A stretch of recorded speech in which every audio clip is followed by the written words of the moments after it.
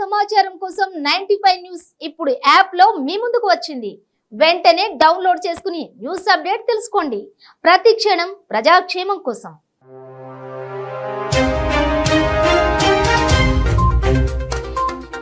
News speed news కు స్వాగతం. తిరుమల శ్రీవారిని రాష్ట్ర గవర్నర్ బిశ్వభూషణ్ హరిచందన్ కుటుంబ సభ్యులతో కలిసి దర్శించుకున్నారు. ముందుగా ఆలయం వద్దకు చేరుకున్న గవర్నర్ కు TTD chairman Subbareddy, EO Dharmareddy స్వాగతం పలికారు. అనంతరం ఆయన ధ్వజస్తంభానికి నమస్కరించి శ్రీవారిని దర్శించుకున్నారు. శ్రీకాళహస్తి రూరల్ మండలంలోని వాంపల్లి చెక్పోస్ట్ వద్ద ప్రజాపోరు ముగింపు సభ శ్రీకాళహస్తి నియోజకవర్గం ఇన్ఛార్జి కోల ఆనంద్ ఆధ్వర్యంలో జరిగింది. ఈ కార్యక్రమానికి ముఖ్య అతిథిగా రాజ్యసభ సభ్యులు సీఎం రమేష్ పాల్గొని మాట్లాడుతూ వైఎస్ఆర్సీపీ అధికారంలోకి వచ్చి 3 ఏళ్లవుతున్నా నేటికి 3 రాజధానుల పాటే పాడుతోందని విమర్శించారు. మినీ మహానాడు అంగరంగ వైభవంగా నిర్వహించేందుకు పల్నాడు నేతలు సమాయత్తమవుతున్నారు. పల్నాడు జిల్లాకు సంబంధించి మినీ మహానాడు ఈ నెల 12వ తేదీన నిర్వహించాలని అధిష్టానం నిర్ణయించింది. అధిష్టానం నుంచి ఆదేశాలు అందించే తడువుగా నేతలు రంగంలో దిగారు. వేదికకు స్థలాన్ని కూడా నాయకులు ఎంపిక చేశారు.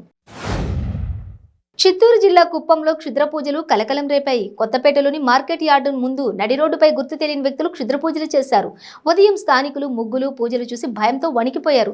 రోజు రద్దీగా ఉండే మార్కెట్ యార్డు ముందు పూజా సామాగ్రిని ఉపయోగించి క్షుద్ర పూజలకు ఉపయోగించి ముగ్గులను రోడ్డుపై వేసి పూజలు చేశారు.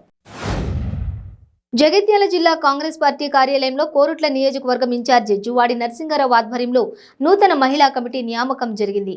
దీనిలో భాగంగా ముఖ్య అతిథిగా జిల్లా కాంగ్రెస్ పార్టీ అధ్యక్షురాలు తాటిపర్తి విజయలక్ష్మి హాజరై నూతనంగా నియమితులైన మహిళా పట్టణ అధ్యక్షులు, మండల అధ్యక్షులకు నియామక పత్రాలను అందజేశారు.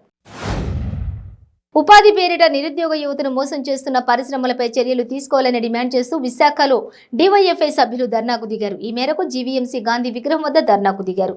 నిరుద్యోగులను బురుడి కొట్టిస్తున్న పరిశ్రమలను గుర్తించి యువకుల వద్ద వసూలు చేసిన డిపాజిట్లు తిరిగి వెనక్కి ఇచ్చేలా ఒత్తిడికి తీసుకురావాలని డిమాండ్ చేశారు. విజయనగరం కురుపాలెం మండలం పెళ్లివలస మలుపు వద్ద రోడ్డు ప్రమాదం చోటు చేసుకుంది. ఎదురెదురుగా వస్తున్న 2 ద్విచక్ర వాహనాలు ఢీకొనడంతో ముగ్గురికి తీవ్ర గాయాలయ్యాయి. హుటాహుటిన స్థానికులు 108 వాహనం ద్వారా కురుపాం ప్రభుత్వ ఆసుపత్రికి తరలించారు. శ్రీవారి సాలకట్ల బ్రహ్మోత్సవాలకు భక్తులు శ్రీ గోవింద నామస్మరణం మధ్య వైభవోపేతంగా కొనసాగుతున్నాయి. ఉత్సవాల్లో భాగంగా 7వ రోజు శ్రీ మలయప్ప స్వామివారు మత్స్యనారాయణుడి అలంకారంలో భక్తులకు దర్శనమిచ్చారు. వాహనం ముందు భక్తజన బృందాలు చెక్క భజనలు కోలాటాలతో స్వామివారిని కీర్తిస్తుండగా మంగళ వాయిద్యాల నడుమ స్వామివారి వాహన సేవ కోలాహలంగా జరిగింది.